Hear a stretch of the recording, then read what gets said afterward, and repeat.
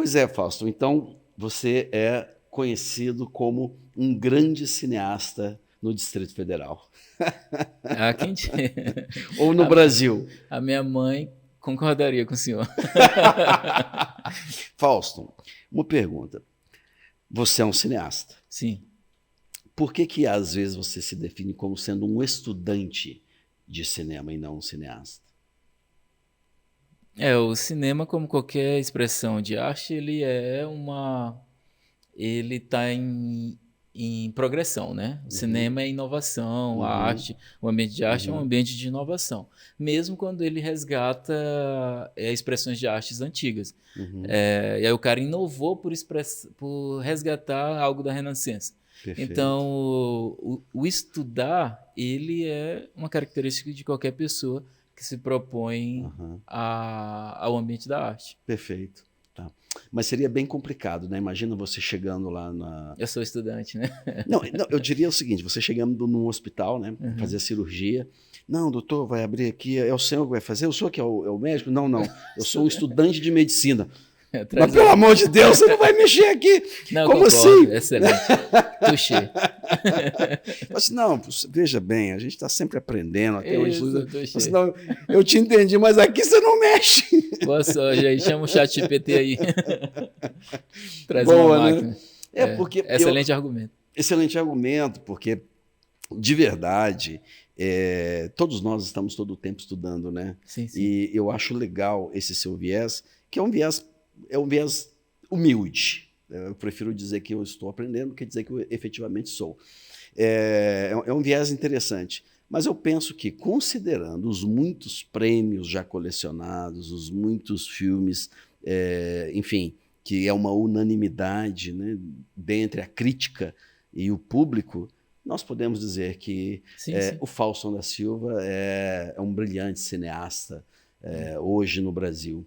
E o meu amigo Nietzsche, me conta um pouco como que surgiu a ideia. O meu amigo Nietzsche, que é o meu primeiro curta, assim, de repercussão maior, né? O meu primeiro curta com estrutura de produção, na verdade, se chama O Egresso. Meu amigo Nietzsche é o primeiro curta que eu tinha um fomento público de um volume muito maior para realizar. Uhum, A ideia dele veio de um presente de Natal dado por minha esposa, né?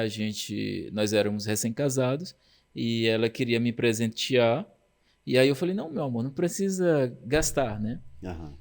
Me dá um argumento que tá bom. E aí, algumas semanas depois, ela me deu o Olha argumento que do legal. meu amigo Nietzsche, a Tatiane. Então, Aham. sempre lá, quando as pessoas olham nos créditos, está escrito... ela tá dividindo os créditos de roteiro comigo. E nos ambientes de festivais também. Que bacana. Em alguns fóruns, ela chegou até a representar o filme em alguns festivais também. E foi assim, eu acho que o filme, até onde eu sei, o de maior repercussão. Assim, da minha filmografia, sim. Do cinema brasileiro também. E eu acho que, ao lado do. Acho, mas há de se conferir, que ao lado do Recife Frio, talvez seja o filme mais premiado do país. O meu amigo Nietzsche, né? Entre os ambiente de curta-metragem que eu tô falando. Veja, Recife Frio é do Kleber Mendonça. veja bem, é um dos curtas-metragens mais premiados do país, produzido por um estudante de cinema. E de fato, eu era estudante, né? Porque eu estava formando na UNB quando eu escrevi o roteiro. Eu era Aham, estrito sensu estudante, eu estava na graduação de cinema. Eu sou formado aham, em audiovisual, que é o que eu estou chamando de curso de cinema lá da UNB, né? aham, o audiovisual. Uhum. Mas você também tem uma graduação em Em teologia, teologia. pela Uhum, Faculdade Batista. perfeito. Mas você também é policial. Sou policial militar, Uhum, sargento da Polícia Militar do DF. perfeito. Mas você também é um ilustrador. Eu desenho, mas aí sim eu sou estudante, viu? Muito Uhum, amador, mas gosto muito de desenhar. uhum. E entende muito de artes também, né? É uma área É, que você domina. o, a cadeira de audiovisual barra cinema, a gente, Uhum, nas faculdades públicas, uhum, elas têm um esforço maior no ambiente estético do uhum, que técnico. E essa é uma diferença muito importante porque o ponto de vista estético, ele ele é menos volátil, né? Uhum. Você treinar o seu apuro estético é mais interessante, talvez, Uhum. do que o cara aprender a manipular o equipamento. Então, eu respeito as faculdades que têm um esforço mais técnico, mas como a UNB, ela está buscando ela tem um esforço na pesquisa Uhum. e em áreas como a direção de cinema, a direção de fotografia e de arte, dentro da estrutura de um filme, eu acho que é correto a gente estudar muita Uhum. arte lá. Você já ouviu a expressão polímata? Não. Não.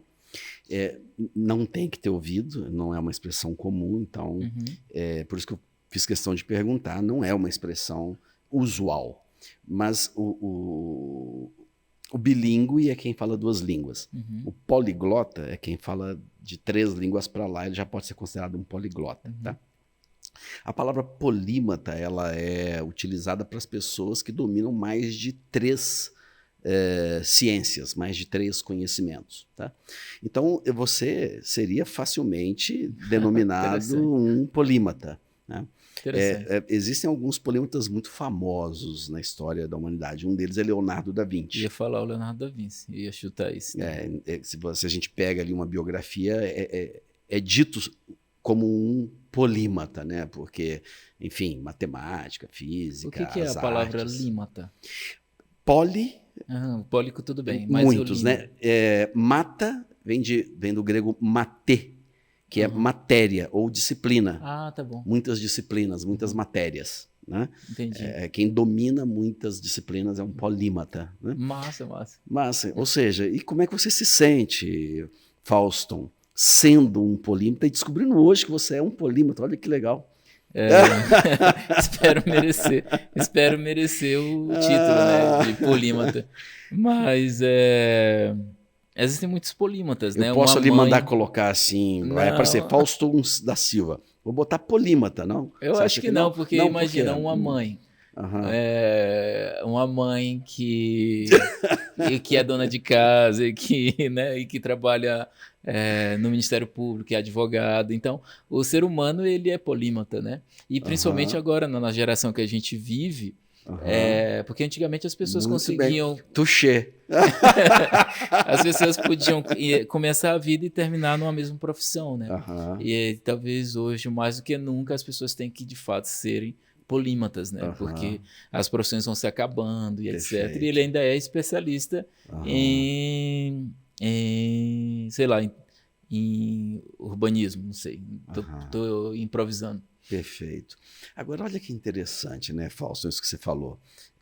O mundo hoje, ele não apenas nos permite termos várias formações, mas, de certa forma, eu penso que a sociedade, como está estruturada, ela até nos obriga, quase, termos várias formações. Né? A gente tem, além de muitos estímulos, muitas facilidades. A gente tem essa questão da sociedade líquida, né? Quem não está inserido no mercado de trabalho público, está no mercado privado, é um mercado extremamente volátil, onde a gente não com muita dificuldade consegue encontrar alguém que teve 4, 5 carreiras distintas, né? Durante sua vida profissional. Então, é um momento histórico onde existe a possibilidade, devido à facilidade, né, do aprendizado, mas existe até quase que uma necessidade, né?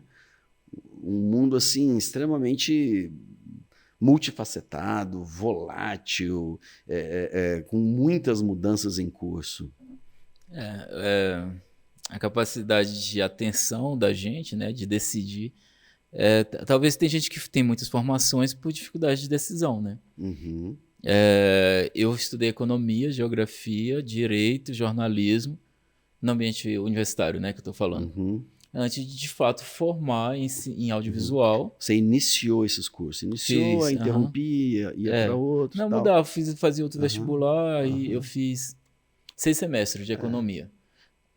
Fiz muitos semestres de direito, talvez 8, mas não formei em direito também. Fiz uma parte na Católica, outra parte na UNB. Mas tudo isso foi muito importante para a minha formação no ambiente do audiovisual, porque eu compreender a economia, a macroeconomia e até um pouco da micro, é muito importante para mim como a percepção que eu tenho da estrutura econômica da gente latino-americana, especificamente da gente como nós como brasileiros, né? E ao mesmo tempo eu compreendo a importância do direito, da legalidade, da nossa formação, né? Da herança romana no nosso direito. E entendo também a nossa herança judaico-cristã. Tudo de forma medíocre. Mas me dá uma visão... Então, ou seja, você é um polímata ruim, mas é um polímata. Exato. Mas o diretor de cinema, ele é um Adorei isso.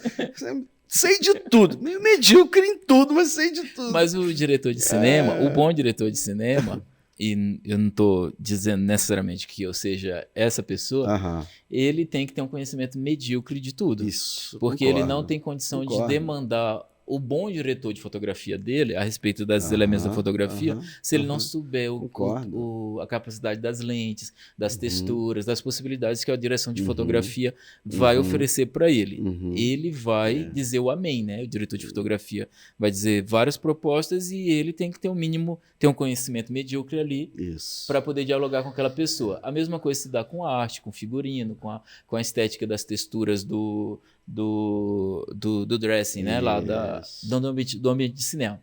Mesma coisa se dá na própria análise do roteiro. Se chegar para mim, na minha mão, um roteiro que tem elementos que tenham a ver com a cultura judaico-cristã, onde o ocidente do mundo está inserido, eu vou saber se tem coerência, se tem afetação, se tem mau gosto, bom gosto, na minha percepção, né? Mau e bom gosto. E se tem bom senso, né? O ambiente da arte do cinema é um ambiente de bom senso. E aí o senhor estava falando sobre esse mundo que a gente está vivendo e esse acesso a uma possibilidade formativa, né? De ser um polímata. O Mujica é um importantíssimo, talvez um dos mais importantes, ou mais importante figura pública da América Latina. E com certeza da América do Sul, uruguaio. Foi presidente. Foi presidente do lugar, senador durante muito tempo. Isso. Ele fala que é uma bênção a gente viver numa época que você tem uma universidade no seu bolso. Então, o que vai fazer com que isso seja um instrumento poderoso ou danoso para a sua vida, positivo ou danoso para a sua vida, é uma formação inicial que tem a ver com o Estado, tem a ver com a família também, mas que não tem nada de errado. Né? Você, com o celular, objeto, né? E aí, esse tipo de potência, de potencial, é incrível mesmo. A gente tem muito mais que a Biblioteca de Alexandria no bolso da gente. É um momento único, inigualável, duro, difícil, emocionante, mas muito... Eu gosto.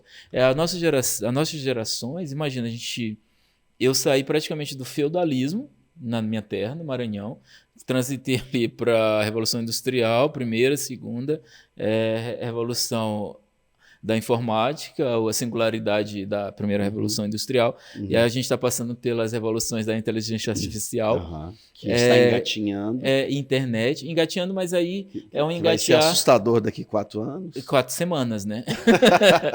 Porque a diferença da primeira Revolução Industrial para a segunda é que uma, sei lá, durou 20 anos, a outra 10, e aí a da informática, sei lá, 5, para mudar muita coisa. A internet, uma quantidade menor de tempo, esses números vão duplicar tudo por 2. E agora, essa das AIs, talvez seja mais rápido do que a gente consiga compreender. Porque as revoluções, você tem tempo de entender o que está acontecendo. Né? Isso. Não necessariamente, mas dá um tempo, revoluções que eu estou falando nesse ambiente da economia, não da política. Porque revolução é justamente ruptura com força, né? Rápida. Mas nesses ambientes, deu tempo da gente pensar a internet. A tia do Zap foi se acostumando ali e tal. A gente foi entendendo os blogs, o Flog, o Orkut, o ICQ, que virou o Facebook, Instagram, etc. A gente foi. Mas aí talvez seja mais rápido do que a gente tenha condição de compreender. A gente, sociedade como um todo, não eu, porque talvez eu nunca nem compreenda. Peter Drucker, que é um homem de comunicação muito famoso, ele tinha o trabalho dele, o emprego dele, ele desenvolvia toda a disciplina que ele dominava, e de 3 em 3 anos ele se tornava um especialista numa nova disciplina, completamente diferente. Então ele falava assim, bem, agora eu vou estudar apicultura. Então, enquanto ele vivia a vida dele, ele tirava algumas horas do dia e da semana para estudar apicultura, desenvolver, e se formava naquela disciplina. Finalizado, ele pensava, bem, agora eu vou me formar numa outra disciplina. E ele se formou em mais de 10 disciplinas diferentes no transcorrer da vida. Uma vez ele foi entrevistado, né, sobre isso e assim, como que isso poderia acontecer, que muito difícil. Ele falou assim, não, para mim talvez, para você, não, falando para o entrevistador, porque você tem a internet. Compreendo. Se fosse eu hoje, eu faria de 6 em 6 meses. Porque eu tinha que descobrir aonde era, ir atrás, pegar o carro numa biblioteca, pegar o livro físico, voltar a ler, aí eu ia ver qual que era ali a bibliografia, buscar aquilo lá, não tinha internet para pesquisar, aí eu tinha que ir numa outra universidade. Eu fazia tudo em 3 anos, me formava sem existir internet. Mas tem e hoje, como você está dizendo, a gente tem uma biblioteca na mão. A rigor, se alguém de fato tivesse essa disciplina, essa vontade, poderíamos, né, fazer uso de um conhecimento vasto disponível. O que você acha? Eu acho que tem uma coisa do acesso, nessa fala do senhor, e tem a coisa do tempo para digerir aquele acesso, né? Perfeito. Ingerir, a gente está vivendo um momento que muita informação a gente simplesmente ingere. Né? Mas não está processando ela. E aí aquela informação acaba não ganhando. Tem a informação, mas não dá tempo de virar conhecimento. Não dá de você se envolver. Por exemplo, não dá para ler o Tolstói rápido, sabe? Como se fosse Sabrina. Eu acho que é Sabrina, né? Aqueles mais... Sim. Você tem que ler... Romances. Você tem que ler... tendo intimidade ali com a Ana Karenina, entendendo ela, sabe? Com um tempo que precisa. Aí, eu sei que tem coisas da literatura e do ambiente técnico que eu posso simplesmente consumir. Mas tem áreas de conhecimento, como por exemplo a apicultura, que demandam delicadeza, eu suponho, demandam você apreciar aquele momento. O que me interessa agora é mais o acesso do que a velocidade. Eu gosto da velocidade também. Eu também escuto 2.0, um monte de coisa. Mas eu fico emocionado de ter acesso. Eu escutava 2, passei a usar 1.75. Tava cansando, demais, né? Tava. Hoje é 1.75. Não, tava demais. Mas imagina que lindo a gente ter acesso ao cinema mundial inteiro na nossa mão. Isso. O Glauber Rocha, ele passou muito tempo criticando um dos filmes mais importantes da filmografia brasileira, que se chama Limite, do Mário Peixoto. Criticando sem ter visto, dizendo que isso é uma obra pequena burguesa e não sei o quê. E aí um dia, ele em um cineclube, exibiram a película do Limite. E aí ele foi ver, ele pôde ver pela primeira vez. E aí ele se retratou, escreveu, dizendo que de fato é uma obra incrível. Porque ele, um mega ultra diretor brasileiro, não tinha acesso ao filme.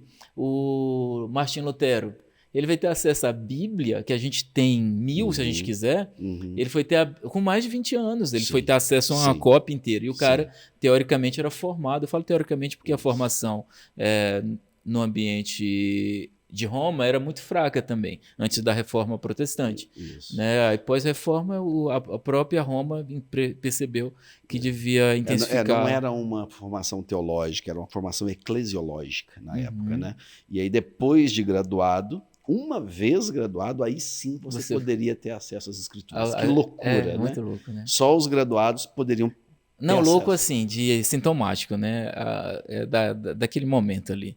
E aí, por quê? Ele não tinha acesso. Mesmo que fosse só esse tipo de formação, a pessoa que ele era, tem até na biografia dele, tem um momento que ele ora, ai, quem me dera poder ter uma dessas só para mim. Né? E hoje a gente vive numa época que a gente tem tudo, praticamente tudo, né? Tem muita gente que reclama dos apócrifos, né? Fala assim, por que os apócrifos não estão na Bíblia? Eu falei, tu já leu os que estão? E aí, normalmente, as pessoas disseram, não li ainda, mas eu queria que tivesse. Queria que tivesse disponível para mim. Está disponível agora. Tá disponível. Qualquer um pode baixar aí na internet. Tá editado, tá mega disponível tudo. Exatamente. Você tem muito conhecimento para quem tem só 25 anos de idade, né? Eu tenho 44 anos de idade. Já disseram que você não parece? Parece que tem 60, né? Não, nossa, realmente conservada no formol. Parabéns. A pele negra, né? Tem os seus méritos. Além de todos os outros, né? Essa história de vir do Maranhão para Brasília. Me conta um pouco sobre essa saga, como é que você é um maranhense, veio jovem, já veio mais adulto, como foi a... Eu não gosto muito de falar que sou maranhense porque fica parecendo arrogância, né? Não, mas tudo bem, você já não quis dizer... mas o povo vai entender, você já não quis dizer que é cineasta, já teve dificuldade de se assumir um polímata. Não sou maranhense não, isso é uma coisa dos meus antepassados, né? E eles que tiveram essa honra, né? Não vai parecer arrogância. Então o Maranhão, ele é um lugar incrível, né, do nosso país. Ele está ali na divisão, ele é floresta amazônica, né? E ele me ajudou demais, assim, a entender uma parte do nosso povo que pouca gente conhece. E eu vim de lá para cá, infelizmente ao mesmo tempo, esses paradoxos da vida, com 16 anos de idade, com o objetivo de me preparar para a UNB já. Uhum. Então, nosso objetivo como família já era a gente ter mais acesso à universidade. Meus pais eram separados, então veio primeiro eu e meu irmão, um irmão mais velho meu, e em seguida vieram minha irmã e minha mãe. Meu pai permaneceu no Maranhão, porque eles já eram divorciados. E aí eu morei na Ceilândia durante muito tempo, e aí após o meu casamento a gente comprou um apartamento, fomos morar em Águas Claras, e nessa época eu já fazia cinema. E já tinha passado por economia, geografia e direito, né? Mas tudo isso faz parte da formação de qualquer um, né? Então a trajetória de vida da gente é o nosso ambiente formativo, a nossa vivência. Por que que muitos realizadores de cinema, em seus primeiros filmes, fazem filmes sobre a infância? Porque é onde ele tem lugar de fala. Ele consegue falar bem sobre... mesmo o Truffaut... esses realizadores, a gente consegue falar melhor do que a gente passou. É muito difícil, né? Acabei de ver uma peça de teatro, estava aqui em Brasília, chamada As Crianças, que são sobre 3 idosos cientistas atômicos, nucleares, e foi escrito por uma menina de 34 anos. Eu consigo perceber anomalias no texto. O texto dela é incrível. Eu esqueci o nome agora da autora, mas ela é uma das autoras mais montadas na Europa nesse momento. Essa montagem da América Latina só tem aqui no Brasil, mas tem também nos Estados Unidos. No ambiente de língua inglesa tem muitas montagens. E na Europa também, de forma geral. Mas eu consigo perceber que ela não consegue falar sobre essa faixa etária. Apesar do debate que ela tem ali sobre responsabilidade de geração e etc., ela domina. É um excelente texto, mas ela não está falando de onde ela tem conforto. Então, essa minha história me dá conforto para falar de várias temáticas na minha expressão de acha, que eu estou me apresentando como cineasta. Perfeito. E aí, pensando no cinema, eu consigo falar sobre elementos que têm a ver com a nossa própria trajetória. Você vê que muitos realizadores de quadrinho, muitos quadrinistas, quando eles... Memória de Elefante, por exemplo, é sobre a vida dele. Esqueci o nome do autor. Do Craig, esqueci. É a hora que o cara se supera, né? Porque ele está falando da vida dele. O Art Spiegelman, do Mouse, ele está falando da família dele, dos pais dele.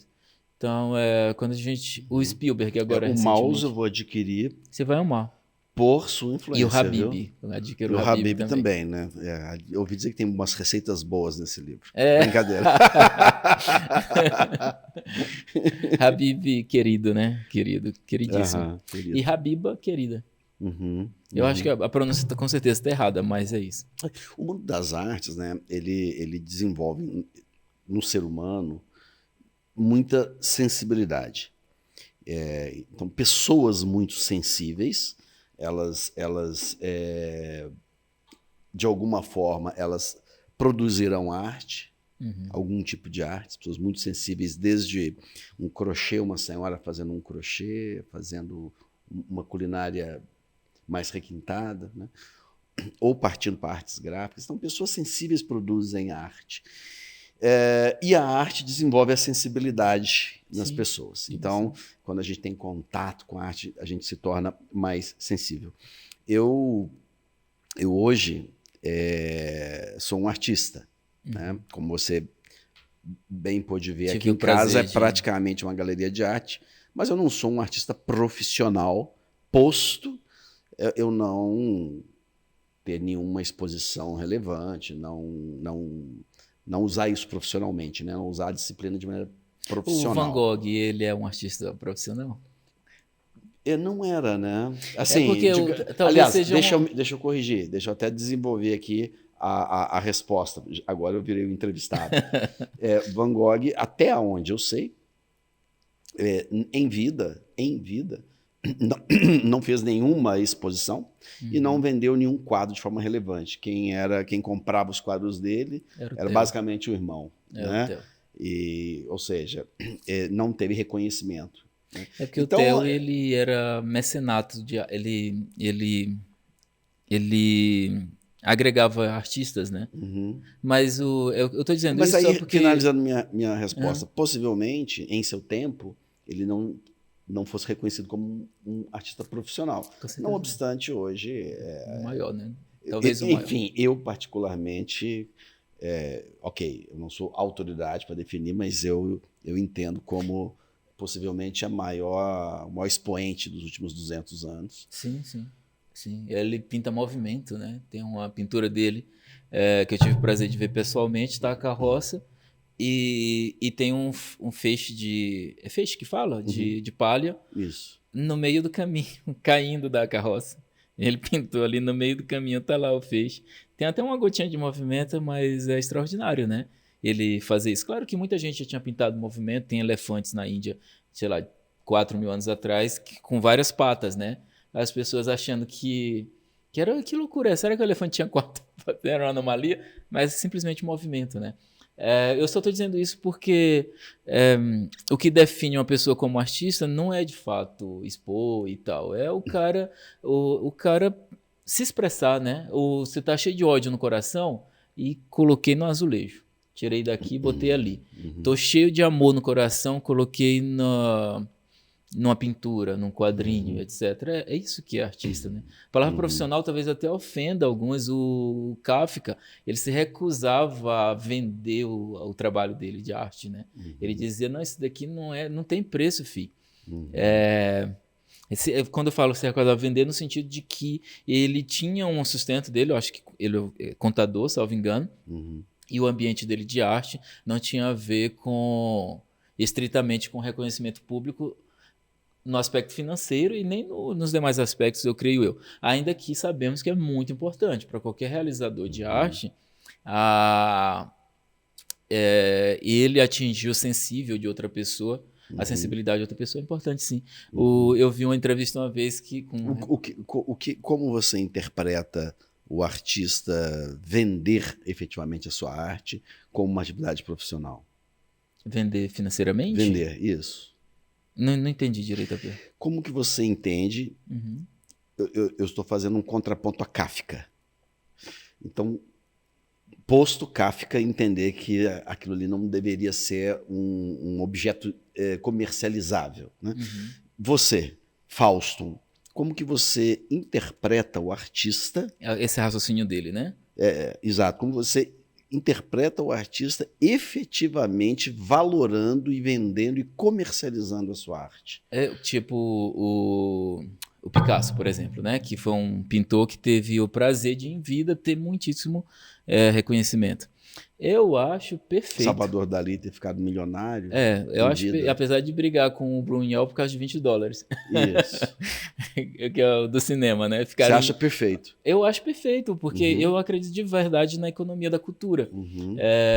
Eu acho que é importante. Eu só não acho que tem que ser o seu principal objetivo quando você se define artista. O C.S. Lewis, ele tem um livro, eu creio que é sobre escrita, o nome dele, está com esse nome aqui no Brasil, mas são artigos que ele escreveu durante a vida.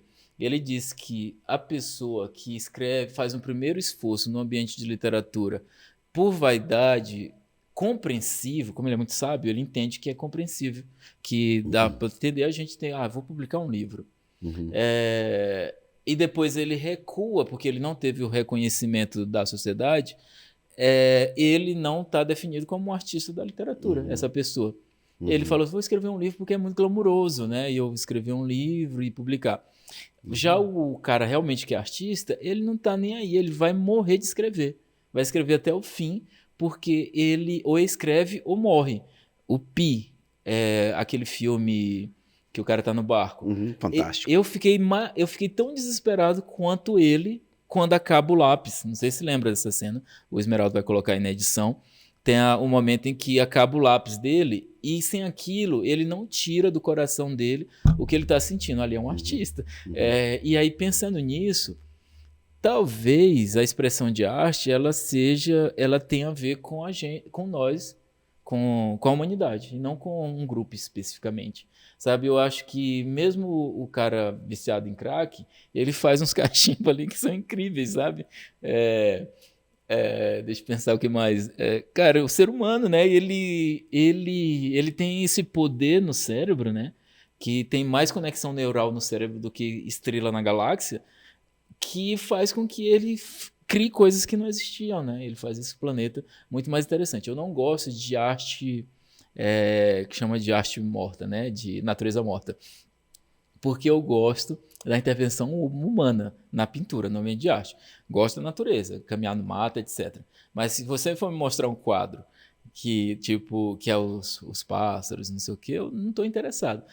E por que eu não estou interessado? Porque eu acho que o esforço... Se eu for pintar um ser humano... Mas apesar de Van Gogh ter feito um girassol. Sim, tudo bem. O Van Gogh eu respeito. Touché. Mas o Van Gogh... Aqui tá cheio de touché. Mas o Van Gogh, ele mastigava a tinta, porque a tinta dele tinha acabado, e ele tacava lá, e você sente o ódio do ser humano ali, o conflito, etc. Tem outras coisas ali que faz com que a natureza morta do Van Gogh... Vou falar em ódio e conflito. Teologia, geografia, economia, direito, e aí vai. Você é policial. Você é um cineasta. São dois mundos que, a rigor, são distintos. Enquanto um vai se preocupar com a beleza, com a alma, com a elevação da alma humana, o ambiente policial, ao contrário, ele é um ambiente duro, objetivo, concreto, talvez até para alguns, adoecedor de alma. Sim. Como que você lida com isso, Fausto, sendo um policial? Mas pensa comigo, um policial, a rotina dele é lidar com o conflito das outras pessoas, né? Então, para ele é rotina. Mas para aquelas duas pessoas que estão em conflito, não é. Elas estão num momento diferente da vida delas. E aí o policial, ele é um gerenciador de crises humanas, né? Então, o ambiente de polícia, ele demanda uma sensibilidade talvez maior do que outros ambientes profissionais. Porque a polícia militar é muito moderna. Então, eu não estou falando da literatura a respeito da polícia que se dá em São Paulo, Rio, que de fato é muito diferente aqui da utopia que é Brasília, né? Claro que a gente tem a exceção, e muitas vezes a exceção da sensação de regra, do policial que é violento na nossa cidade também. Mas a regra da nossa cidade é um policial que é muito bem formado em fazer gestão de conflito. E o que é a gestão de conflito? Tem duas pessoas brigando, ele separa as partes, ele conversa, ele dialoga e resolve ali o problema para que ele faz mediação de conflito. Sem mata-leão. Sem mata-leão. O uso da força, o Estado tem essa exclusividade, né? É claro que ele pode terceirizar em alguns momentos, mas o uso legítimo da força, pelo direito, ele é uma característica do Estado. A gente deu para ele, né? Isso. Eu quero que a gente viva em paz, eu não quero lutar contigo para ver quem é mais forte. Vamos terceirizar isso para o Leviatã. E aí o Leviatã está lá com legítimo uso da força. Exato. O policial, ele vai usar a força, mas se ele seguir a rigor a formação que ele tem, e é uma boa formação no caso de Brasília... Ele é um diplomata. Ele é um diplomata, mas ele vai fazer um uso progressivo da força. E sempre no sentido de preservar mesmo a pessoa que teoricamente é o agressor. Então você vê que um cara fez refém. O policial está ali para proteger todos, inclusive o que a sociedade acha que é o criminoso. Por que eu estou dizendo acha? Porque ele não foi julgado, não aconteceu nada ainda. Então, ele só vai usar uma força que o Estado deu para ele se ele precisar te proteger. Você é um cidadão de bem e tem um sequestrador contigo. O que você acha disso, de o Leviatã possuir o monopólio da violência? Eu acho bom. Eu sei que é polêmico, aqui não é um espaço que daria para a gente falar de um tema que demanda um tratado, né? Mas o ambiente de o homem lobo do homem, de todo mundo contra todo mundo, que o Hobbes fala lá no Leviatã, ele é uma tragédia, né? E a gente vive isso, vê isso e vive isso agora, né? Em um ambiente que você percebe a ausência do Estado, que eu vou trocar pela palavra coletividade, o ser humano ele toma liberdades que demonstram a selvageria que muita gente ainda tem. E aí a gente, inteligentemente, como sociedade, a gente vamos fazer um acordo aqui. Eu acho que eu estou cansado de lutar assim, sabe? Vamos supor que a gente está formando um Estado agora. Eu estou cansado de ter que todo dia lutar para ver quem é o mais forte, o lobo do homem, né? Com a clava. Vamos fazer uma mediação aqui, vamos dar um grupo para ser a polícia, né? Para cuidar da polis, né? Eu acho que é uma solução que eu não encontro melhor. Eu conheço as teses do anarquismo, não creio que funciona, porque eu sou da teologia também. Então, eu de fato, muita gente do ambiente teológico, até mundial, não só brasileiro, desconhece um dos principais aspectos do que a Bíblia se refere ao ser humano, que é ele ser depravado. Ele é um ser caído, a depravação humana. Então, o anarquismo, ele parte da premissa que um dia o ser humano está tão evoluído que ele vai funcionar sem uma mediação da coletividade. Não acho o libertarianismo econômico, como você enxerga? Eu não tenho propriedade para falar. O debate, esse é um debate que ele é tão cheio de misticismo misturado que ele chega a me gerar um pouquinho de rejeição. Mas ele me interessa também, como várias coisas que têm a ver com o humano, demasiadamente humano que somos. Mas eu não tenho propriedade de falar especificamente sobre isso. Mas em relação ao Estado, à anarquia, eu acho que a gente vai gerenciando, vai fazendo redução de danos. É tipo a democracia. É perfeita? É o menos ruim que a gente tem. Isso, exatamente. Concordo exatamente. Não gosto, é falha pra caramba, mas é o menos pior que já conseguimos construir até agora. E aí, se você pensar nos ambientes em que o Estado... Qual é a diferença? Muita gente brasileira se diz de direita e conhece o que é direita por um viés. Eu não vou dizer que a pessoa não sabe o que é direita, porque ela sabe, né, de alguma forma. Mas ela conhece por um viés. Dependendo com quem o senhor fale, você é de direita? Aí você vai ter que perguntar para a pessoa, do meu ponto de vista, o que é direita na sua leitura. Aí, depois que ela te explicar, aí você vai dizer assim, eu sou de extrema esquerda. Na sua concepção aí, não escapou nada. Exato. Você vê que a maioria dos brasileiros, eles são a favor de um sistema público de saúde. Atualmente, diga-se de passagem, eu não me identifico muito nem com a atual direita brasileira, que está no domínio, nem muito também com a atual esquerda brasileira, que também está aí no domínio, esse viés, né? Mas aí tem então, assim, mas porque o direita e a esquerda tem um ambiente que as pessoas chamam de pauta moral, e eu estou falando da domínio de sociologia, e tem um ambiente da economia. A maioria dos brasileiros, eles são economicamente, na visão econômica, da economia do Marx, de esquerda. quase extrema esquerda. Se for perguntar para um americano se ele acha que está certo pegar dinheiro dele como contribuinte e comprar remédio para quem está morrendo de câncer, ele vai falar que morra um extrema-direita americano, que eu estou dizendo. Ele vai falar assim... Não precisa ser extrema-direita, não. Não, ele vai dizer assim, ó, ele não tem dinheiro porque ele é um loser. Ele vai falar isso. Ele é um fracassado. Tá, mas e o filho dele?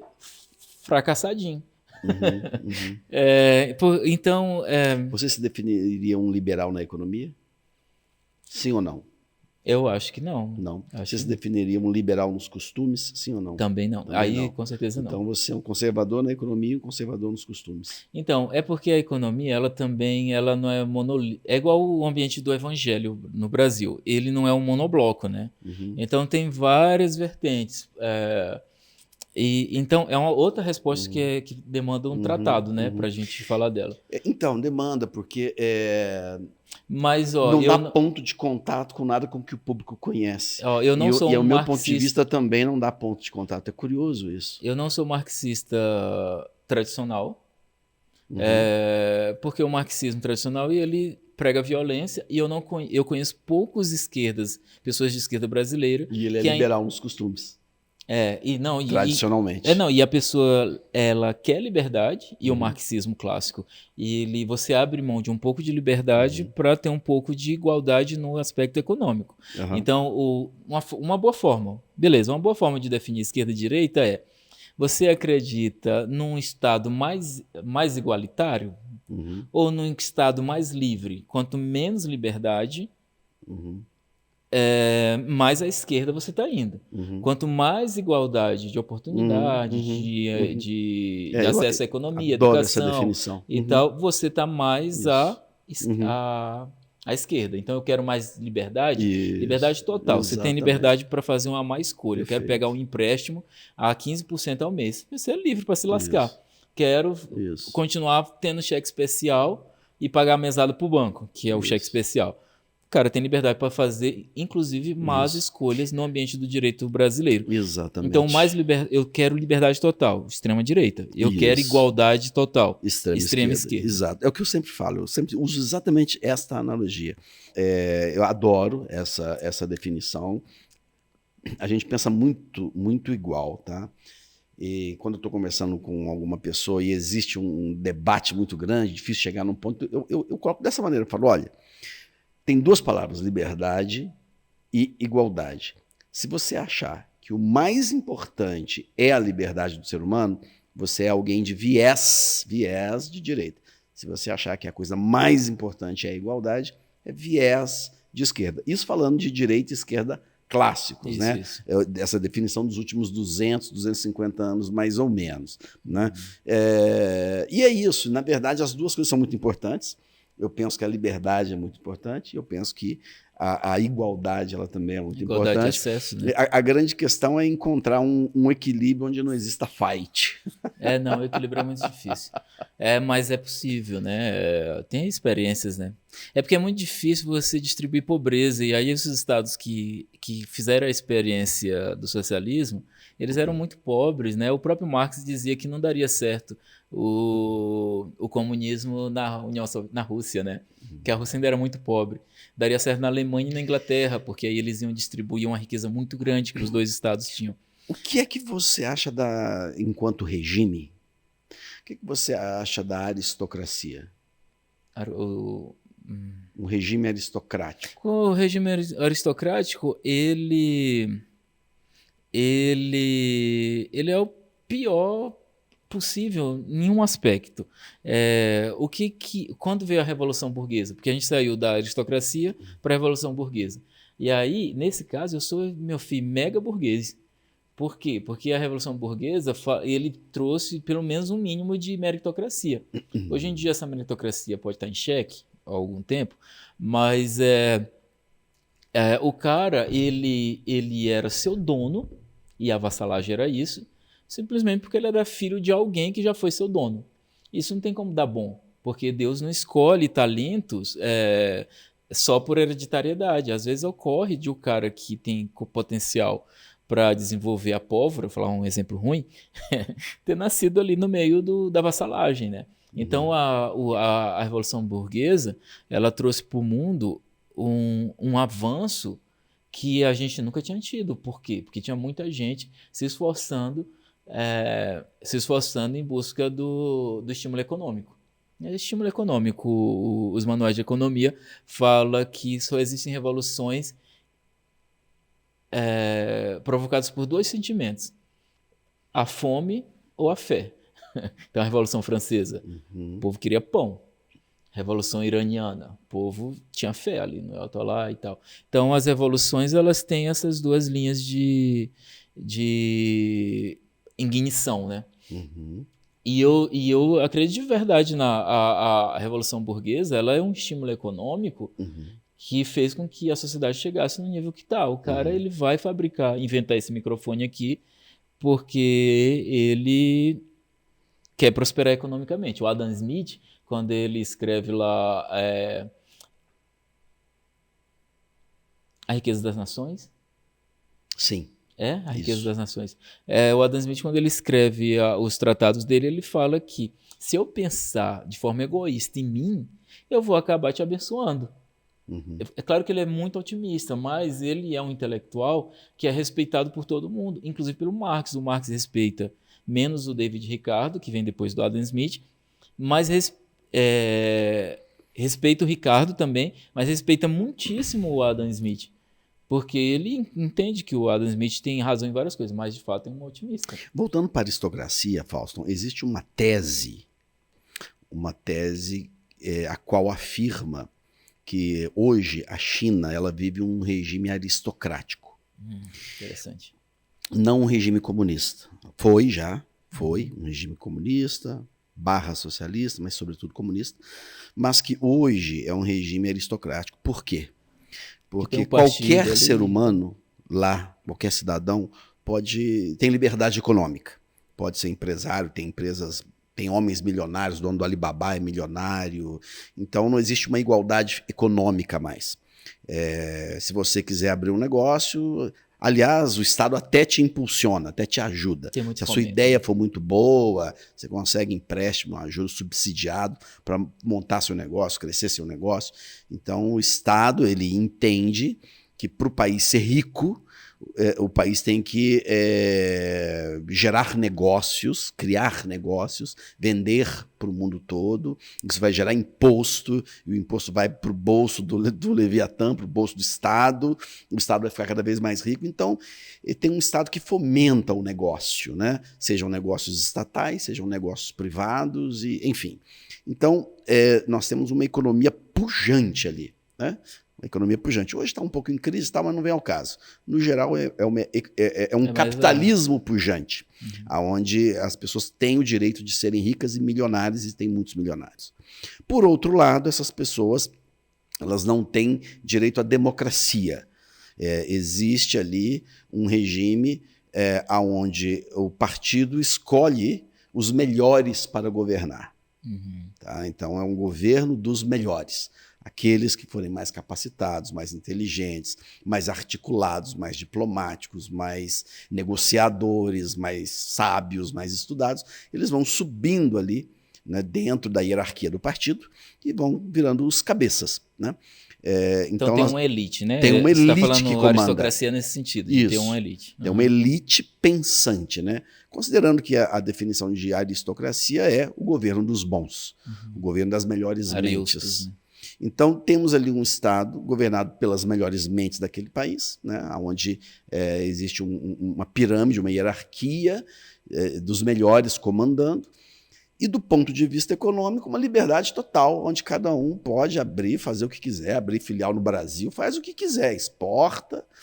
Então, do ponto de vista econômico,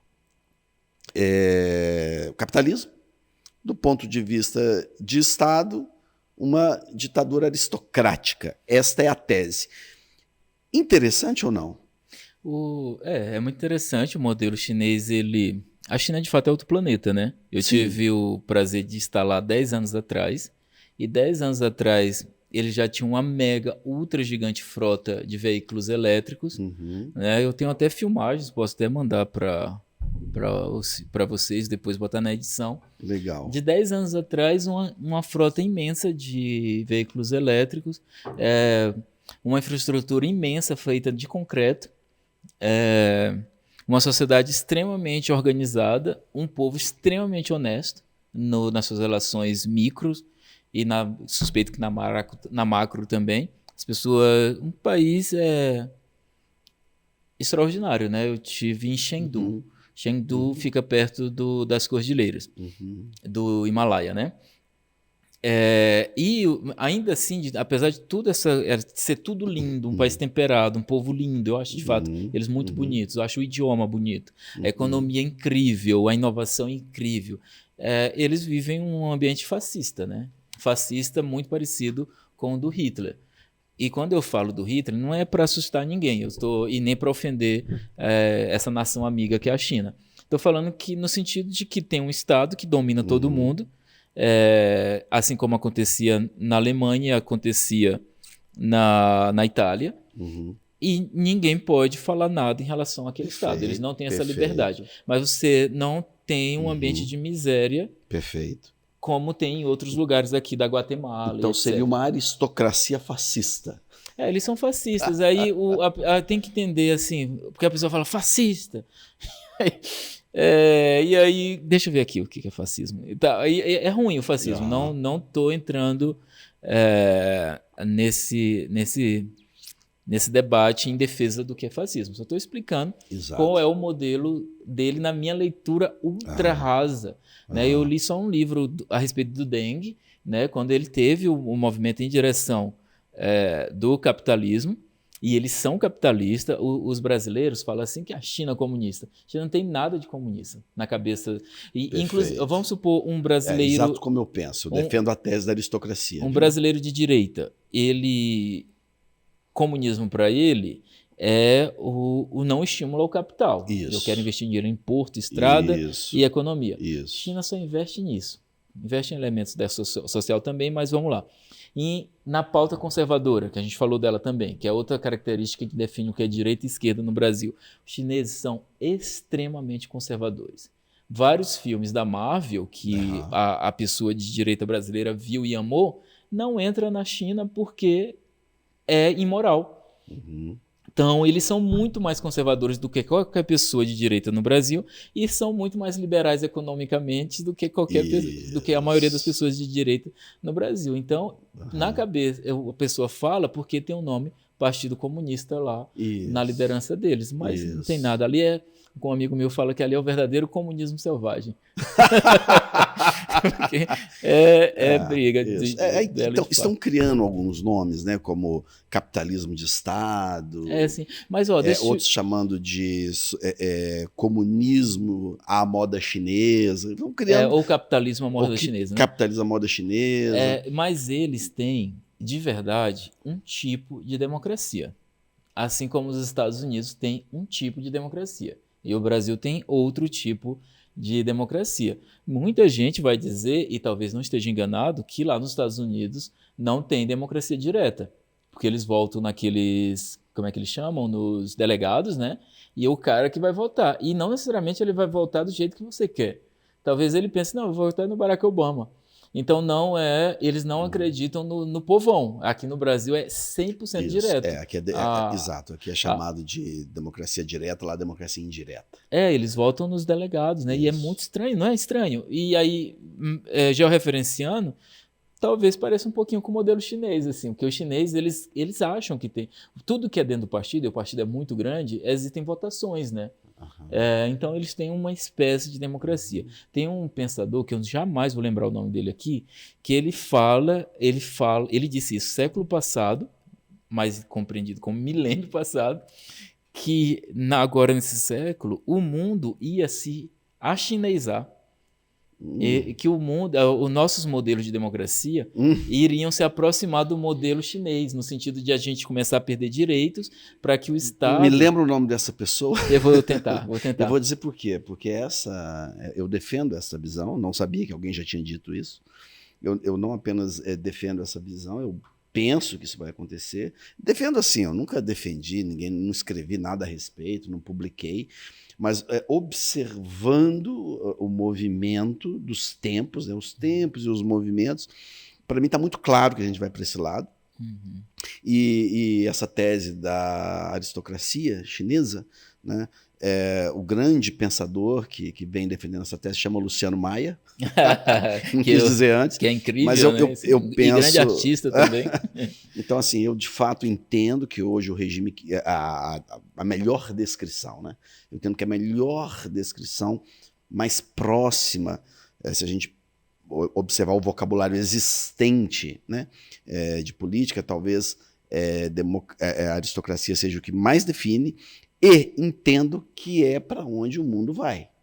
E entendo que a gente tem uma chance monstruosa de ir para esse lado, porque a democracia como ela foi construída e como ela está hoje, ela está numa grande crise. Tá? Então tem uma grande chance de nós partirmos aqui no Ocidente para um regime muito semelhante. Lá na...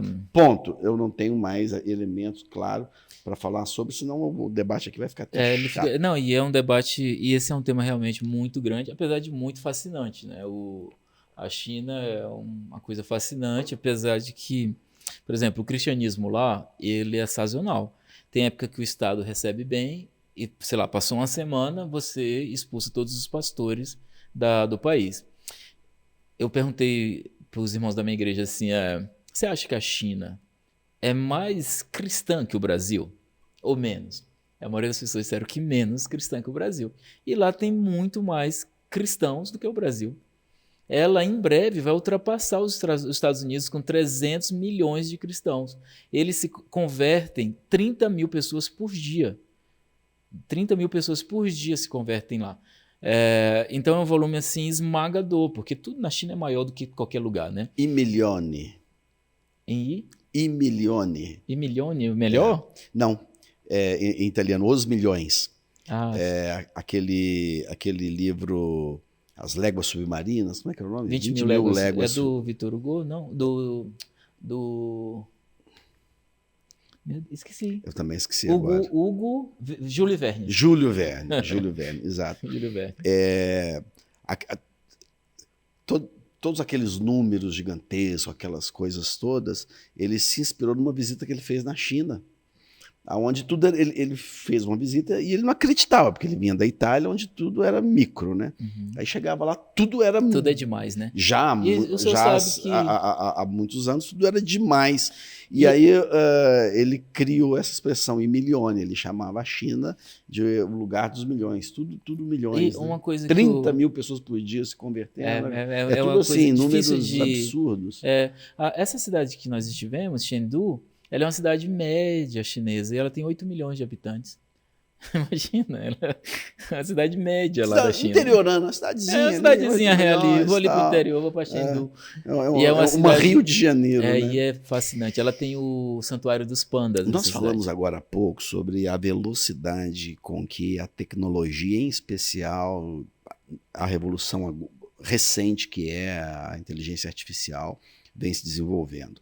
E a gente abre a internet, né, e vê lá, a gente pedia uma imagem para a inteligência artificial há 1 ano, vinha um borrão horroroso. E agora hoje a gente pede a imagem, ela vem fantástica. E isso é algo que eu faço regularmente. Por isso que eu falei para o senhor, 4 semanas.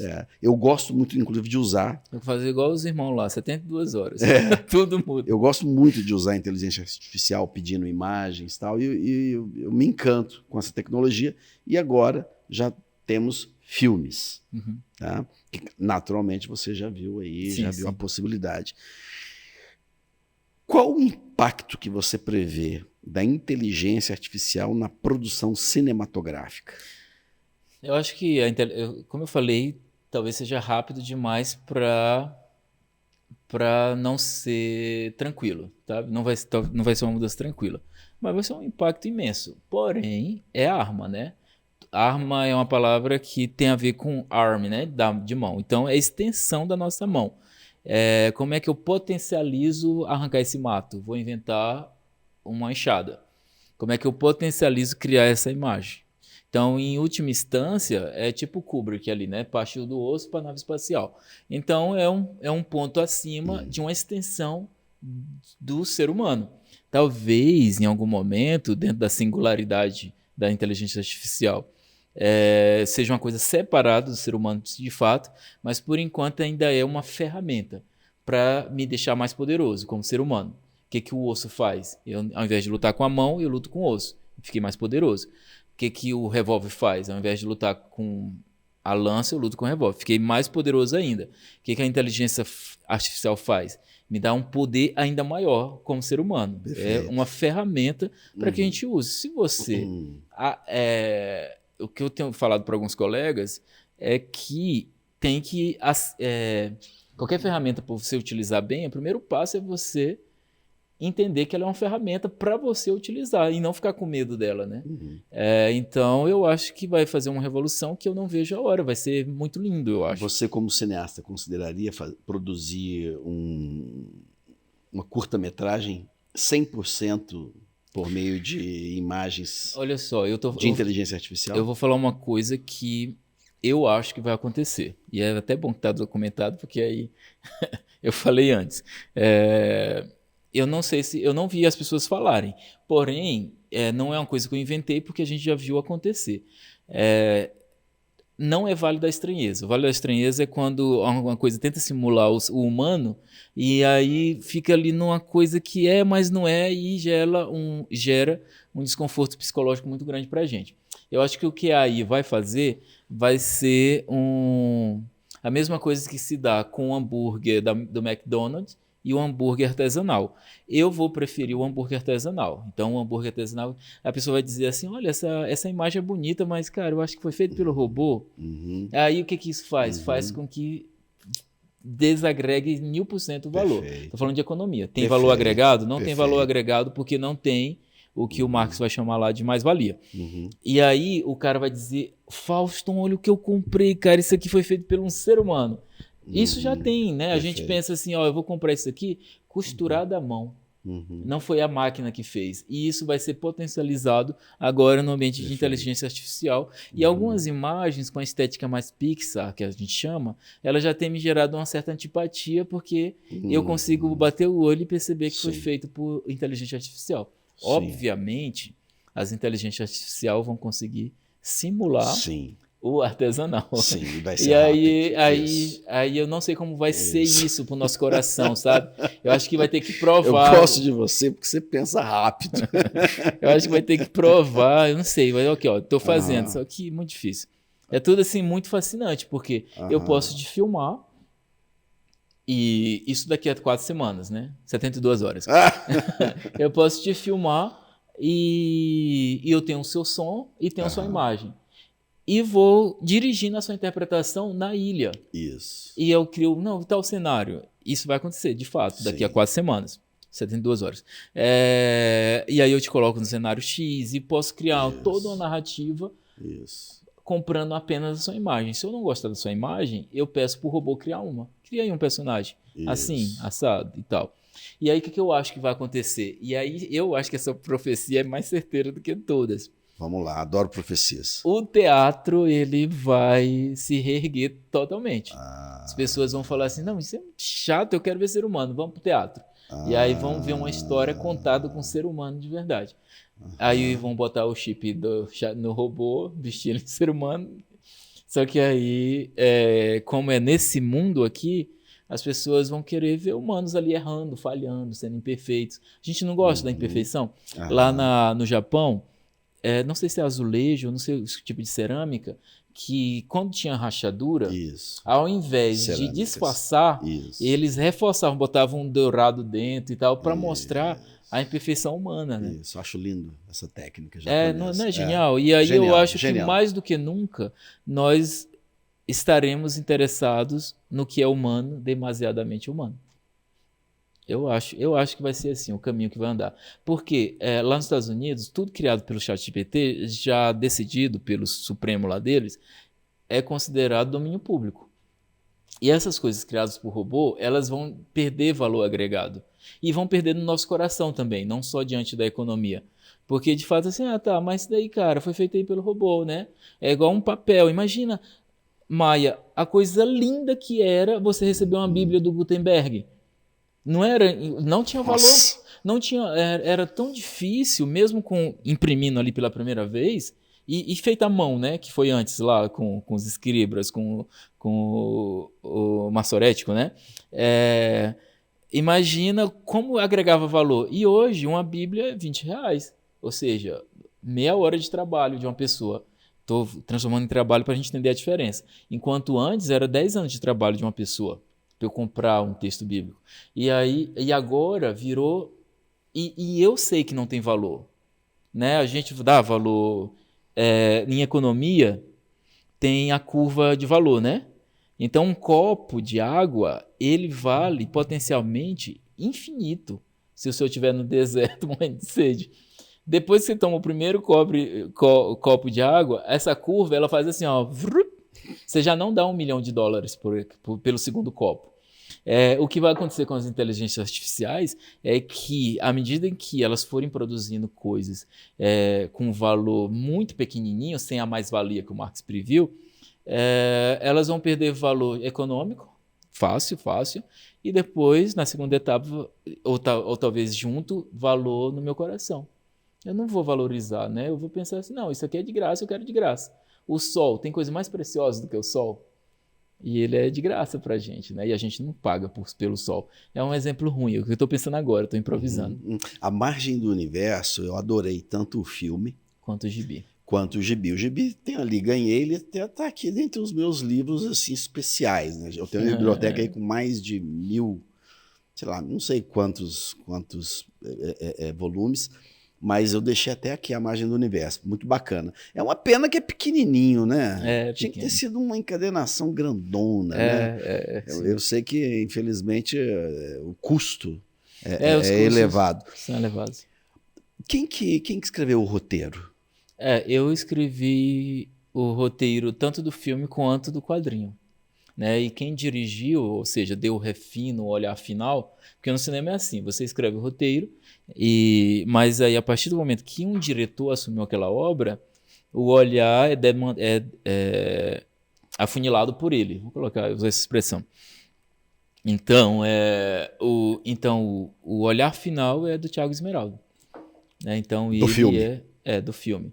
E isso gera eco no quadrinho, porque que ele podia estar aqui ouvindo esse elogio, né? Seria ótimo, né? Seria ótimo. Um grande artista, Esmeraldo, estiver nos vendo. Um parabéns. dia estiver vendo aí, bacana aí, viu?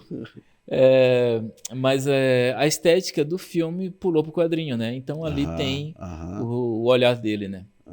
E ele, de certa forma, ele dirigiu o quadrinho também, né? O filme, né?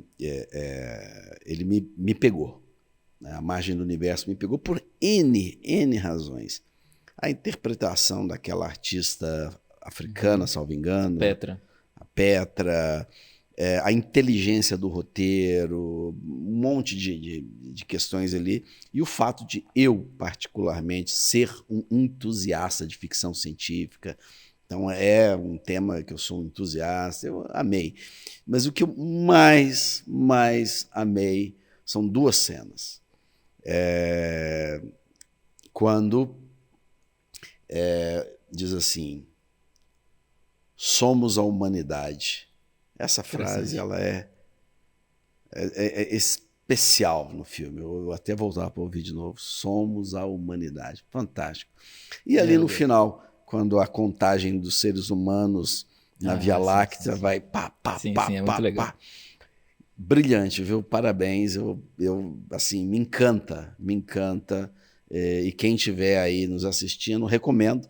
Está disponível no YouTube gratuitamente. Basta escrever A Margem do Universo. Digite aí no YouTube A Margem do Universo. É um curta-metragem de 10 minutos, talvez, né? Eu acho que 15. 15 minutos. Vale a pena. São 15 minutos muito bem investidos. Era um projeto bem arriscado, porque ficção científica demanda muito investimento financeiro para a estética, né? Então, para virar trash, é uma linha muito fininha, né? Sim. E aí, de fato, eu creio que é um filme que funciona. Exatamente. É um filme que funciona. Trash é assim, não, pra ficar engraçado ao invés de ficar... E um filme que se leva totalmente a sério.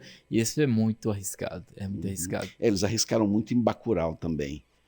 O Bacurau, ele já se conseguiram dar mas ele se leva menos a sério em alguns momentos, isso. Né? Então, ele mostra aquele drone. Então, mostra ali a nave espacial drone, faz o público rir, depois eles lá na frente consertam a cena e tal. Mas assim, realmente, se não tiver muita verba, vira uma comédia, né? Fica galhofa, né?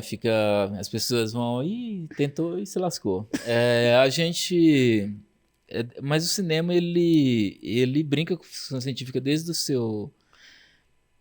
do seu começo, né? O Méliès, ele faz o Homem indo para a Lua, né? Que que todo mundo já viu essa cena. Essa cena clássica. Pelo menos o frame, né? Da Lua levando a foguete levando um tiro ali, né? Mas o próximo filme que você vai lançar? Então, os próximos filmes que eu vou lançar vai ser o Manual do Herói, que é meu primeiro longa, e o Joãozinho, que é meu segundo longa. Eu filmei o primeiro longa dentro do ambiente da pandemia e a gente ainda não terminou de finalizar. A gente ganhou um edital agora para finalizar, arredondar a finalização dele. Então ele está praticamente sendo finalizado junto com o Joãozinho, que é o meu segundo longa. Então a gente está... Ambos com verba? Ambos com dinheiro com fomento público, né? Um é FSA com FAC e outro é 100% FAC. FAC é o Fundo Setorial, Fundo de Apoio à Cultura do DF. Quando lança? Tem já uma data, um calendário? Não tem, porque isso foge do controle, né? Foge do controle de qualquer realizador do mundo. Mas no Brasil é uma situação ainda mais complexa. Mas o nosso desejo... A ideia é colocar em salas de exibição nacionais, comercial. Vai para a sala. Eu não sou um realizador, eu gosto do cinema que as pessoas chamam de forma pejorativa de arte, e que de fato é arte, né? Cinema é arte. Mas eu tenho interesse em ser um realizador comercial. Que as pessoas estejam no cinema, vejam o filme, gostem do filme, paguem o ingresso e aquela engrenagem da economia criativa continue se movimentando. Maravilhoso. Fausto, eu faço votos que Joãozinho, tanto Joãozinho como o Manual do Herói, sejam um grande sucesso nos cinemas brasileiros. E quando lançar, eu estarei lá. Vai estar mesmo. Na fila do gargarejo. Na fila do gargarejo para assistir essas duas maravilhosas Modesta obras. Parte, eu acho que você vai gostar. Tenho certeza. Conversamos com Fauston da Silva, que é um polímata. E para mim é uma honra poder conversar com um polímata. A honra é toda minha. E que também é um grande cineasta aqui da cidade de Brasília, que tem nos brindado com produções magníficas. Fauston, muito obrigado por sua presença aqui. Eu que agradeço, Maia. Foi uma honra estar aqui e obrigado a vocês aí de casa pela paciência, com tanta excentricidade. E obrigado, é isso. Obrigado. Valeu, meu caro. Valeu. Sucesso. Amém.